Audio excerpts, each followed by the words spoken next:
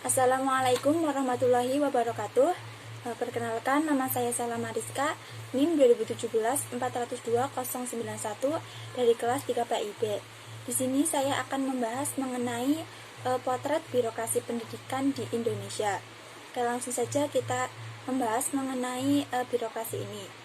Istilah birokrasi telah diperkenalkan oleh Matlin Albaugh sejak tahun 1745 dan hingga kini masih menjadi perbincangan hangat di kalangan masyarakat, terutama kalangan akademisi. Nah, sejak manusia lahir hingga meninggal selalu terlibat dalam urusan birokrasi. Anak lahir harus memiliki akta kelahiran dan mati pun harus memiliki akta kelahiran. Nah, di sini kita akan membahas mengenai pengertian birokrasi. Di sini ada 3 pengertian birokrasi. Yang pertama, birokrasi menurut Kamus Besar Bahasa Indonesia. Yang kedua, birokrasi ditinjau dari segi etimologi. Dan yang ketiga, pengertian birokrasi secara umum. Yang pertama, menurut Kamus Besar Bahasa Indonesia, mendefinisikan birokrasi sebagai yang pertama, sistem pemerintahan yang dijalankan oleh pegawai pemerintah karena berpegang pada hierarki dan jenjang jabatan. Dan yang kedua, cara bekerja atau susunan pekerjaan yang serba lamban serta menuntun tata aturan yang banyak lika-likunya. Nah, selanjutnya ditinjau dari sudut etimologi, birokrasi berasal dari kata berau dan kratia.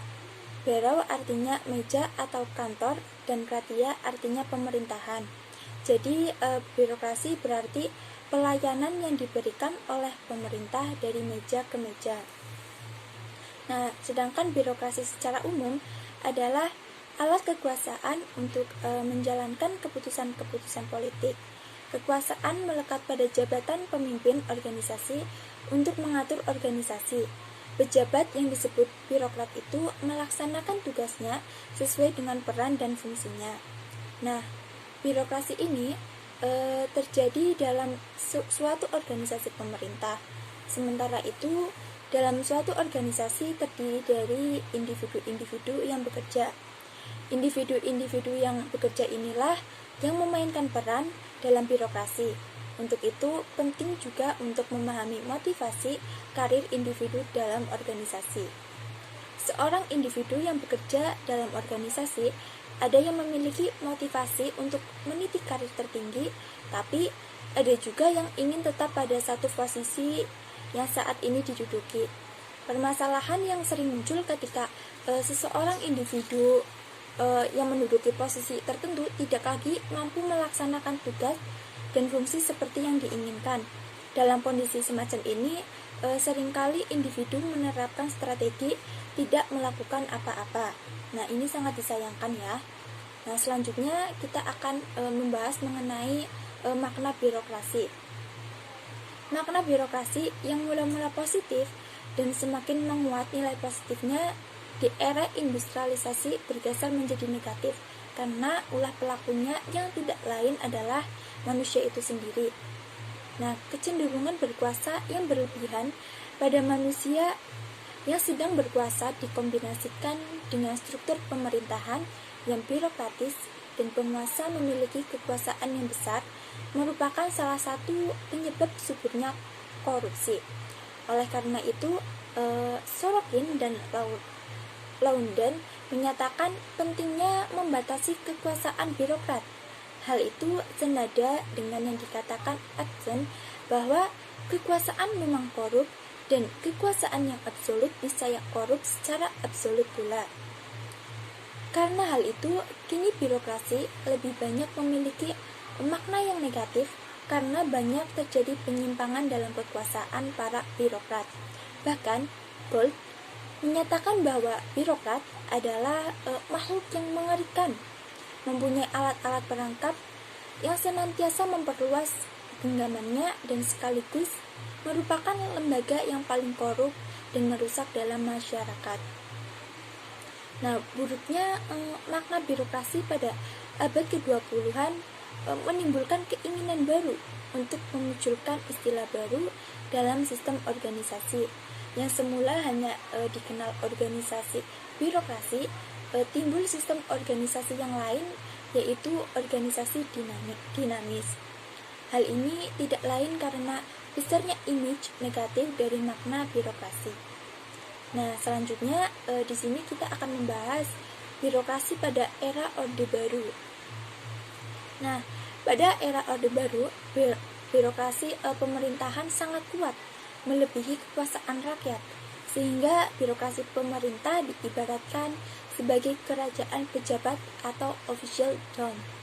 Kekuasaan birokrasi yang besar, besarnya ruang gerak mempergunakan kekuasaan, lemahnya akuntabilitas publik, dan kecilnya kontrol masyarakat, inilah yang membuat korupsi subur. Nah, setelah membahas birokrasi pada era baru ini, sekarang kita akan membahas birokrasi pada era reformasi.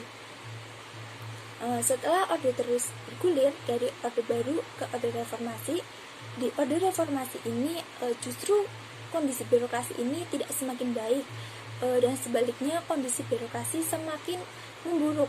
Diakui atau tidak, terus memburuknya birokrasi mendorong sebagian penguasa yang masih memiliki hati nurani berupaya untuk memperbaiki kebobrokan tersebut dengan melakukan reformasi birokrasi. Nah, di era reformasi ini, berbagai upaya untuk memperbaiki birokrasi dilakukan untuk membentuk lembaga-lembaga ad hoc dalam bentuk komisi-komisi, dewan, atau staf khusus. Tetapi birokrasi ini tidak semakin efisien, melainkan semakin kacau. Korupsi semakin meluas dan terang-terangan. Penguasa banyak yang terjerat kasus penyalahgunaan kekuasaan untuk memperkaya diri sendiri dan golongan, mulai dari tingkat menteri hingga bupati, wali kota, dan jajarannya. Nah, sekarang kita akan membahas birokrasi dalam pendidikan itu. Wajah birokrasi secara umum di negeri yang sedemikian buruk tidak dapat dielakkan juga, tercermin dalam birokrasi pendidikan ya. Ini sangat disayangkan ya, karena birokrasi pendidikan kan sebagai bagian yang tidak terpisahkan dari birokrasi pemerintah. Secara umum juga terasuki keserakahan birokrasi. Birokrasi pendidikan seperti itu keberadaannya lebih banyak merusak daripada membangun pendidikan. Keberadaan kantor-kantor pendidikan dari tingkat kabupaten hingga pusat lebih banyak menggerogoti daripada menyumbang perkembangan pendidikan. Nah, ini sangat disayangkan ya, karena pendidikan kan sangat penting. Tapi jika pemerintah saja melakukan korupsi atau penyalahgunaan kekuasaan ke pendidikan, bagaimana pendidikan itu bisa maju? Nah, di sektor pendidikan, secara sengaja itu diciptakan birokrasi yang melelahkan, jenjang-jenjang layanan pendidikan yang panjang dan berliku dari tingkat satuan pendidikan terendah sampai kementerian adalah bentuk birokrasi yang sering dikeluhkan. Oleh karena itu, penting untuk mengetahui wajah birokrasi pendidikan. Berbagai upaya reformasi birokrasi ini diupayakan. Nah, dalam menganalisis birokrasi pendidikan ini dilakukan melalui berbagai sudut pandang. Yang pertama, melalui tingkah laku para pelaku pendidikan, mulai dari sekolah atau UPT pendidikan, dinas pendidikan, dan instansi birokrasi di atasnya.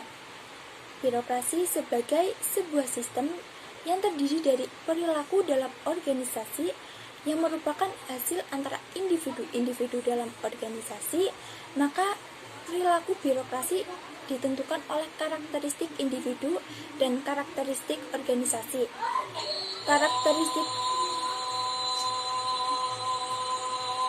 Karakteristik individu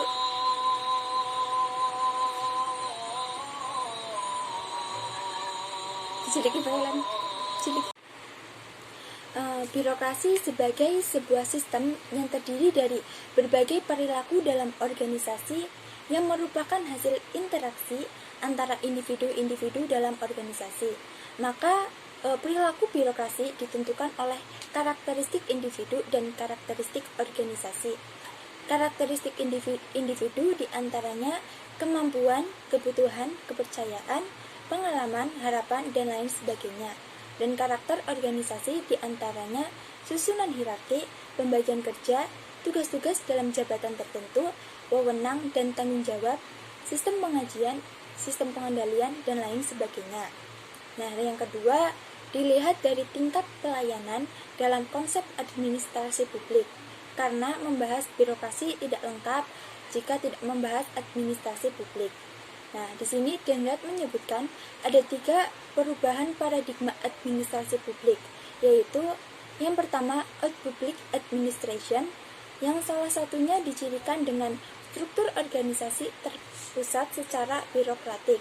Yang kedua, new public management, yang dicirikan dengan masuknya sektor swasta ke dalam sektor publik. Dan yang ketiga, new public service, di mana para birokrat mengabdi dan melayani warga negara. Nah, yang ketiga, kewenangan untuk mengambil keputusan pendidikan secara mandiri, ketika pemerintah mendesentralisasikan mayoritas kewenangannya kepada pemerintahan daerah melalui undang-undang pemerintah daerah. Nah, birokrasi pendidikan dan keputusan-keputusan pendidikan masih panjang dan berbelit-belit, dan hampir semua keputusan penting pendidikan masih ditetapkan oleh pemerintah pusat. Pemerintah daerah hampir tidak memiliki kewenangan apa-apa dalam setiap keputusan strategis pendidikan, mulai dari sistem pembiayaan, penilaian, dan kelulusan semua ditentukan oleh pemerintah pusat, dalam hal ini Kementerian Pendidikan dan Kebudayaan. Dan yang keempat, kualitas para birokrat di bidang pendidikan masih lemah. Hal ini dapat dilihat dari banyaknya pejabat pendidikan yang masuk penjara karena kesalahan prosedur dan administrasi. Penyebabnya adalah tidak ada persiapan yang matang bagi para pejabat pendidikan baru, apalagi akhir-akhir ini para pejabat pendidikan lebih banyak diangkat karena kedekatan politik. Ketika ada peluang untuk mengambil keputusan sendiri, para birokrat pendidikan lebih banyak tidak mengindahkan asas legalitas dan diskresi. Hal ini dikarenakan rendahnya kapasitas pejabat pendidikan dalam menjalankan tugas pokok dan fungsinya. Kesalahan dalam pengambilan keputusan menyebabkan kesalahan administrasi dan substansi dan menyeretnya dalam penjara. Nah, melihat kenyataan di atas, penting untuk segera melakukan reformasi birokrasi pendidikan secara sungguh-sungguh melalui peningkatan kapasitas sumber daya manusia, peningkatan kewenangan daerah untuk mengelola urusan pendidikan, dan memberikan kesempatan masing-masing satuan pendidikan untuk mengambil keputusan secara mandiri. Dengan cara ini, birokrasi pendidikan dapat berjalan secara efektif dan efisien. Nah, jadi mungkin itu saja yang dapat saya sampaikan mengenai pembahasan birokrasi pendidikan. Kurang lebihnya mohon maaf, dan mohon maaf jika banyak salah-salah kata. Sekian dari saya. Wassalamualaikum warahmatullahi wabarakatuh.